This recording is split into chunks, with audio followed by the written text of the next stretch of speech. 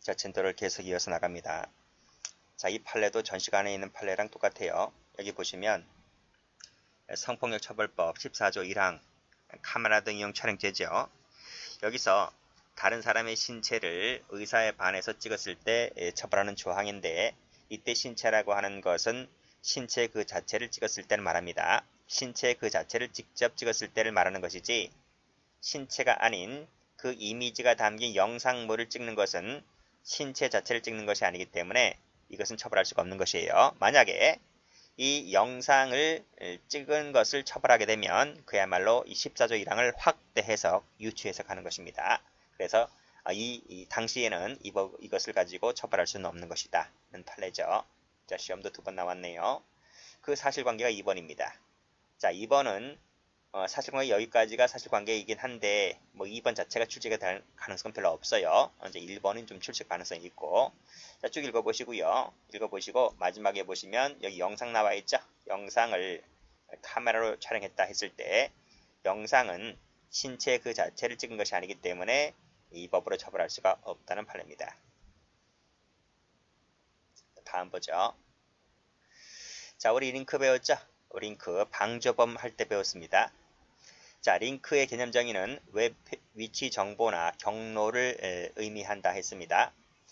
자, 이 인터넷 이용자가 링크 부분을 클릭함으로써 링크된 웹페이지나 개개의 저작물에 연결된다 한다 손 치더라도 이 링크 자체를 뭐로 볼 수는 없다?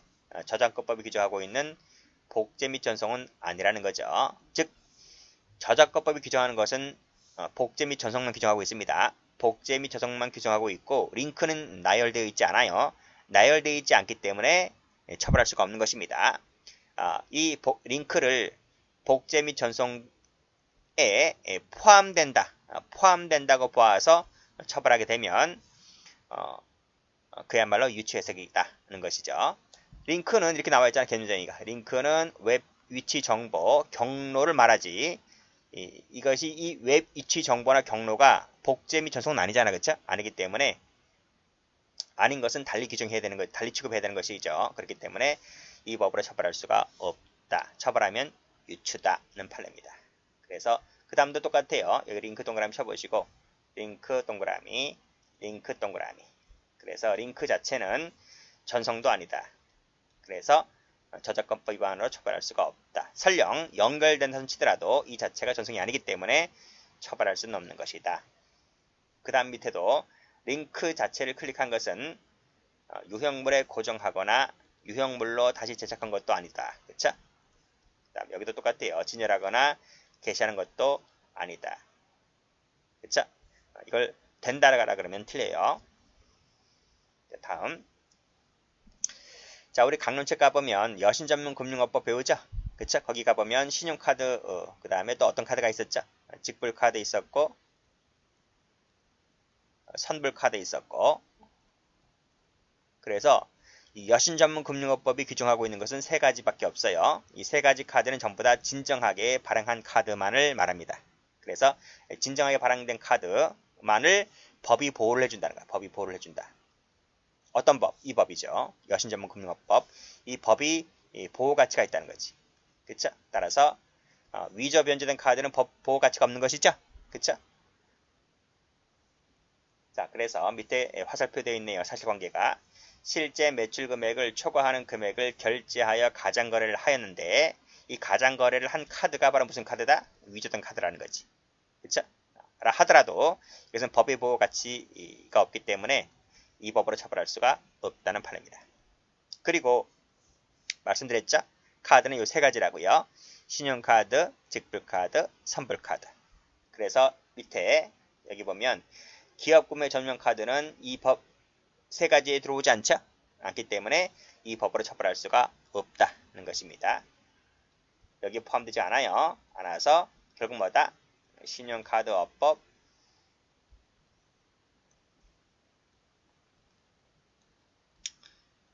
여신전문금융업법,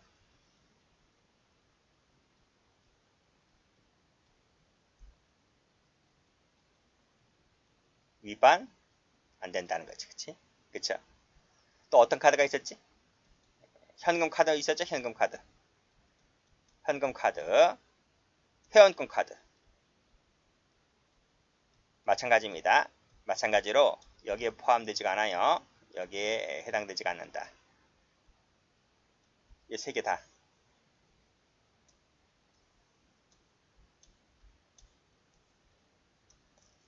됐고.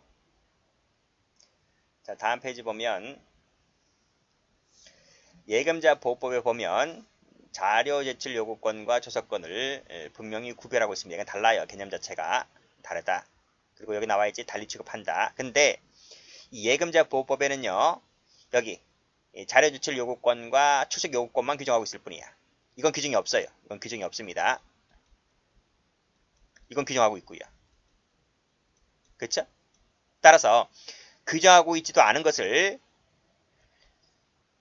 규정하고 있는 것과 비슷하게 해석을 해서 여기에 포함시켜서 나도 처벌해주면 나도 여기에 포함된다고 봐서 나도 처벌해주면 안 될까? 안 된다는 거죠. 규정이 없기 때문에. 그렇죠? 엄연히 다르기 때문에 여기에 포함시킬 수가 없다. 포함시키면 유치 해석이 되는 거죠. 자, 다음 판례입니다. 자, 이 판례는 워낙 출제가 많이 된 판례죠. 그쵸? 자, 이 전자장치 부착에 관한 법률인데요. 여기 보면 전자장치를 부착할 수 있는 요건이 나와 있어요. 요건. 그 요건이 여러 가지가 있는데 일단은요. 이 발찌를 차는 자들은 어떤 자들인지 아세요? 이 발찌를 차는 자는 살인범, 그 다음에 여기 성폭력 범죄 있죠? 그쵸? 성폭력 범죄를 저지른 자, 그 다음에 아동유괴, 그쵸? 아동유괴한 자, 그 다음에 강도, 이런 자들은 이제 발찌를 찰 수 있는 요건이 됩니다. 근데 거기서 성폭력 범죄를 2번 이상 저지른 자는 발찌를 차야 돼요. 찰 수 있는 요건이 되는 겁니다. 근데 뭐 이건 좀 깊이 들어가는 것인데요. 19세 이상 이건 적지 마세요. 19세 이상인 자를 건드리면 그때는 2번 이상이에요. 2번 이상. 2번 이상 성폭력 범죄를 저질렀을 때 그때 출소하면 이 사람이 출소를 하면 이제 발찌를 차는 거야. 발찌. 출소할 때. 근데 19세 미만자를 건드리잖아요. 그치? 19세 미만자를 건드리잖아요. 그때는 한 번만 저질러도 발찌를 차요. 그 대표적인 자가 누군지 아시죠? 그 대표적인 자가 고영욱이잖아. 고영욱. 가수. 야가 초범이었어요. 초범이었는데 이 친구가 19세 미만자를 건드린 거야. 그래서 그 죄로 복역을 했고 그래서 출소할 때 발찌를 차고 나온 거지. 근데 여기서는 그게 별로 중요하지 않아요. 여기서는 그게 중요하지 않고 여기서는 이제 19세 이상자만을 설명할게요. 19세 이상자. 그때는 성폭력 범죄를 한 번 저질렀다고 해서 발찌를 차는 것이 아니고 2번 이상 저질러야 돼. 2번 이상 저질렀을 때 발찌를 찬다. 발찌 누가 채워요? 보호관찰관이 와요. 보호관찰관이 와서 교도소 보안과에서 발찌를 채워줘요. 발찌를 채운다. 자, 그러면 여기서 2번 이상 저질렀다 했잖아요. 그치? 요 의미를 잘 보세요. 자, 이 2번 이상 저질렀다라고 했을 때 이것은 형벌을 말합니다. 형벌을 말하는 것이다. 이제 교도소에서 첫 번째 교도소 가고 2번째 교도소 가고 나올 때를 말하는 것이죠. 이 형벌을 의미하는 것이지 보호처분은 포함되지가 않는다. 여기. 보호처분이 뭐예요? 이건 교도소가 아니고 소년원이라고 하는 학교입니다. 학교예요. 학교. 소년원에 들락날락거리는 애들 있지? 학교 다닐 때. 초등학교 다닐 때. 죄질 나쁘잖아. 그쵸? 학교다. 여기는 우리가 취업할 때요. 우리 교도소 출소한 자는 취업 제한이 있죠. 취업 제한 있잖아. 뭐 학교 교육 관련된 시설에는 취업이 안 되잖아요. 그러면 그 학교 관계자가 그 취업하려고 한 지망자에게 그 떼우라기잖아. 경찰서 가서. 그쵸? 그때 와서 과거 성폭력 범죄를 저지른 자 그 기록이 나타나면 10년간 취업이 안 되는 거 아시죠? 근데 이 깜빵 갔다 나온 자는 그 기록이 나타납니다. 그 기록이 나타나는데 소년원에 갔다 온 자는 기록이 안 나타나. 기록이 안 나타나. 그 차이가 그거예요. 그러니까 교도소 갔다 온 자는 기록이 열람이 가능한데 소년원에 갔다 온 자는 열람이 안 돼요. 안 된다. 취업하는데 지장이 없다는 거예요. 이건 무슨 뜻이냐면 이 친구가 갑이라는 친구가 있는데 이 친구가 초등학교 다닐 때 성폭력 범죄 비슷하게 저질러서 뭐 성폭력 범죄 꼭 강간만이 성폭력 범죄는 아니잖아요. 추행도 할 수 있는 거잖아요. 근데 이 친구가 소년원에 갔다 왔어. 소년원에 갔다 왔어. 그치? 그리고 이 친구가 성인이 되었어. 성인이 되어서 성범죄를 저질렀어. 여기서는 뭘 저질렀지? 여기 강간상해죄라고 하는 죄를 저질렀어. 그래서 그때 교도소 갔다 왔어. 한 번이지. 이것도 한 번이지. 그쵸? 근데 여기서 뭐라 했습니까? 성폭력 범죄를 2번 이상 저질렀을 때 발질 채운다 그랬잖아요. 그럼 이 친구는 한 번 저지른 거야? 2번 저지른 거야? 판례가 뭐라 그래? 이거 포함시키면 안 된다는 거죠. 소년원 기록은 포함시키면 안 된다며. 뭐만 포함시켜? 이것만. 그쵸? 그러면 결국 이 친구는 한 번 저지른 거네? 한 번 저질렀기 때문에 발질 채우면 돼, 안 돼? 출소할 때. 발질 못 채워요? 발질 못 채워요. 못 채운다. 그런 얘기입니다. 그래서 여기 유죄 확정 판결 받은 자, 즉 2번 이상 범한 자에는 여기 보호처분 받은 기록은 포함시키지 않는다. 이건 안 된다는 거예요. 포함시키면 여기 보호처분 받은 기록을 고려한다 안 한다? 고려하면 안 된다. 그런 내용입니다. 똑같이 보호처분 동그라미 치시고 이걸 동그라미 친 걸 포함시켜버리면 유추해석이다. 는 판례입니다. 출제는 2번이 출제가 잘 돼요. 하나만 더 볼게요. 자, 이 판례도 출제가 잘 됩니다. 이건 무슨 판례냐면, 자, 보세요. 보건범죄 단속에 관한 특별조치법인데, 약사법 제1항의 허가를 받지 아니하고 의약품을 제조하거나 이를 판매하거나 판매 목적으로 취득한 자, 그쵸? 또는 유사하게 위조 변조하거나 판매 등 했을 때 쉬운 말로 뭐냐면 가짜 비아그라. 진짜 이 사실관계가 그랬습니다. 가짜 비아그라를 판 거야, 이 사람이. 비아그라를 팔았다. 이래. 근데 진짜가 아니고 가짜를 팔았던 겁니다. 여러분, 이 비아그라라고 하는 것은 전문의약품이죠. 의약품이기 때문에 이거 처방전이 있어야 돼. 의사의 처방전. 이게 무슨 병원이지?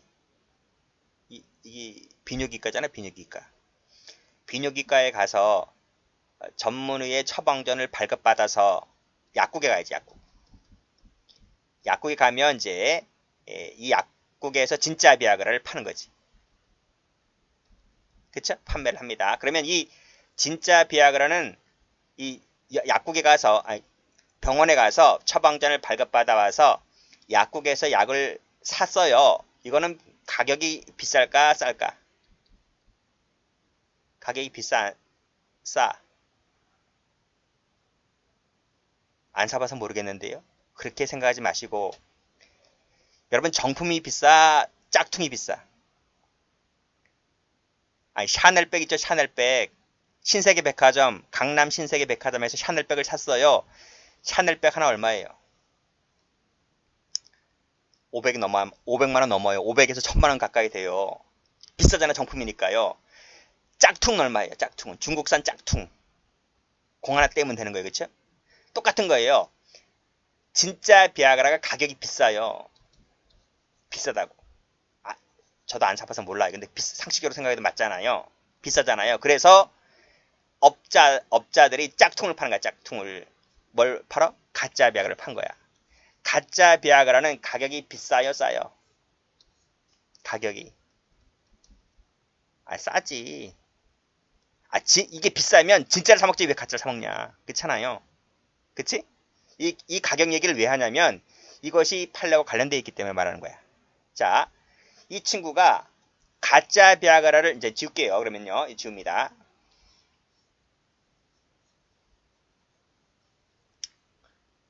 이 친구가 가짜 비아그라를 팔았어. 팔아서 얼마를 벌었어?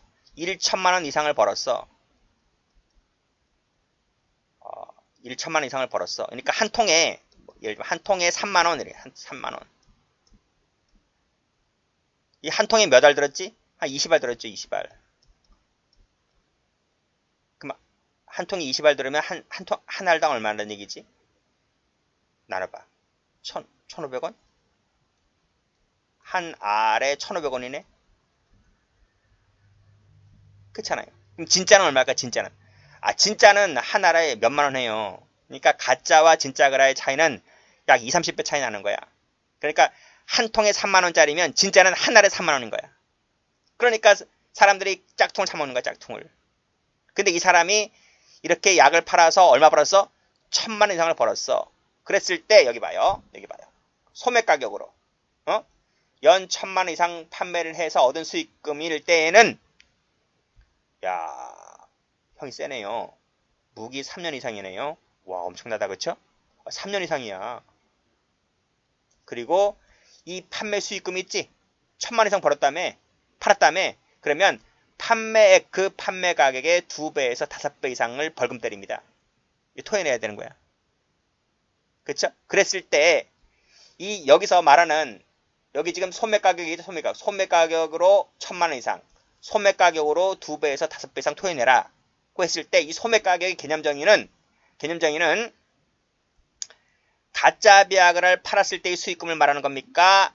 진짜 비아그라 팔았을 때의 수익금을 말하는 겁니까? 얘기했잖아. 진짜 비아그라 한 알에 3만 원 한다고요. 그러면 한 통이면 얼마야? 한 통이면 60만 원이에요. 60만 원. 그러면 60만 원이면 1,000만 원이 되려면 몇 통 팔아야 되는 거야? 16통, 7통. 17통을 팔면 1,000만 원 넘어가는 거예요. 그러면 17통 팔고 17통 팔았다고 해가지고 3년 이상 깜빵 가야 된다고 하면 너무 억울하지 않아?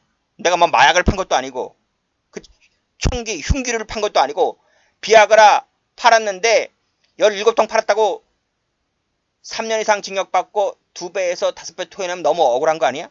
그러니까 진짜 비아그라 이 X가 아니라 가짜 비아그라 X를 해야지 좀 말이 맞지 않아? 그렇잖아요. 그러면 봐요. 한 통에 3만 원이면 몇 통을 팔아야 되는 거야 이거? 곱하기 100, 700통. 한 1,800통 팔아야 되네. 800통. 그쵸? 7, 800통 팔아야 되네. 그러니까 그 정도 가격을 팔았을 때는 제가 아까 마약을 판매한 것은 아니라 그랬잖아요. 그래, 마약 판 건 아니에요. 근데 가짜 비아그라 팔았다고 해서 이렇게 처벌할 수 있는가? 가짜 비아그라 이 약을 사 먹고 복용을 하게 되면요. 그 사람 그 남성의 성기능 장애가 와요. 그러니까 못 써먹는다고. 이 짝퉁을 사 먹게 되면 그 사람의 성기능에 큰 문제가 온다니까. 신체에 큰 장애가 오기 때문에 이거는 국민건강보건권에도 맞지가 않고 사회 질서에도 맞지가 않고 그래서 사회 질서를 어지럽히는 자들이기 때문에 이렇게 많이 약을 팔고 돌아다니는 자들은 이렇게 엄벌을 할 필요가 있는 거예요. 그래서 비록 마약은 아니지만 그렇죠? 어쨌든 간에 여기서 말하는 소매가게라 하는 말은 진짜 비아그라 판 액수가 아니라 가짜 비아그라를 팔았을 때의 액수를 말하는 것이다. 그런 말입니다. 그래서 이 소매가게란 말의 의미는 의약유의법 규정에 해당되는 의약품 그 자체의 소매가격을 말한다 했는데 의약품 그 자체의 소매가격이라 하는 것은 이퀄 가짜 비아그라 판매액이다. 아시겠죠? 가짜 비아그라 판매액을 말하는 것이지 허가된 의약품이 바로 뭐야? 이게 진짜 비아그라야, 진짜 비아그라 이게 진짜 비아그라. 이걸 말하는 게 아니라는 거죠. 위변조 대상이 된 게 뭐야? 대상이 된 게 진짜 비아그라지 이게. 그쵸? 이걸 말하는 것이 아니다. 이걸 말하는 것, 이거 가짜 비아그라 아닌 진짜 허가된 의약품 대상이 된 진짜 비아그라 제품이라고 하면 그건 억울하다 했잖아. 그러면 유추해석이라는 겁니다. 요 얘기야. 요 마지막에 요 세 줄짜리가 출제가 잘 돼요. 하나만 더 볼게요. 자, 문화재법에서 위반행위 대상이 되는 천연기념물은 여기 살아있는 것만을 말합니다. 살아있는 천연기념물을 잡으면 안 돼. 어떤 게 있죠? 우리나라 조류 중에서 조류 중에서 천연기념물이 있잖아. 두루미? 아, 있잖아. 잘 모르겠네. 기억이 안 나네. 근데 이거 갑자기 이건 왜 이런 팔가 나왔냐면 이 친구가 어느 집에 놀러 갔어요. 놀러 갔는데 뭐 산골 가보면 뭐 멋지게 지은 집들 있잖아. 근데 거기에 그 집주인이 뭐 산에서 나는 뭐 약초도 캐고, 그쵸? 뭐 산에서 나는 뭐 그런 거 해서 이제 생계를 유지하는 사람이에요. 근데 그 집에 가니 죽은 소쩍새 맞나? 소쩍새 천연기념물이나? 어쨌든 간에 그 죽은 새에 막 그 이게 날개를 펼치니까요. 날개를 펼치니까 엄청 커. 엄청나게 멋있고. 근데 그 죽은 소쩍새를 박제를 떴어. 박제. 예? 박제를 떠가지고 멋지게 재배해 놓은 거야. 근데 가만히 보니까 이 새가 정말 멋있는데 가만히 보니까 이게 천연기념물인 거야 이게. 그래서 이 사람이 신고를 했어. 신고를 하니까 이제 판례까지 검찰청에 불려가고 뭐 법정에 서기도 했겠죠. 그랬는데 법원이 뭐라 그래요? 이 천연기념물에 대해서 문화재법으로 처벌을 받으려면 살아있는 소쩍새를 잡았을 때 처벌할 수 있는 것이지 죽은 자. 왜 죽은 새라고 하는 것은 농약을 잘못 먹고 농약 먹고 죽을 수도 있잖아요. 그렇죠? 농약 먹고 죽을 수도 있는 것이고 뭐 전기줄에 감염되어서 죽을 수도 있는 것이고 뭐 늙어서 죽을 수도 있는 것이고. 그렇죠? 그랬을 때 그 죽은 새를 발견해서 이 박제를 뜬 것은 살아있는 것을 잡아다가 박제를 뜬 것이 아니기 때문에 이 법으로 처벌할 수 없다. 처벌하면 이 법 해석을 잘못하는 것이라는 것입니다. 그래서 그렇게 되면 유추해석이다는 판례가 되죠. 자, 여기까지 합니다.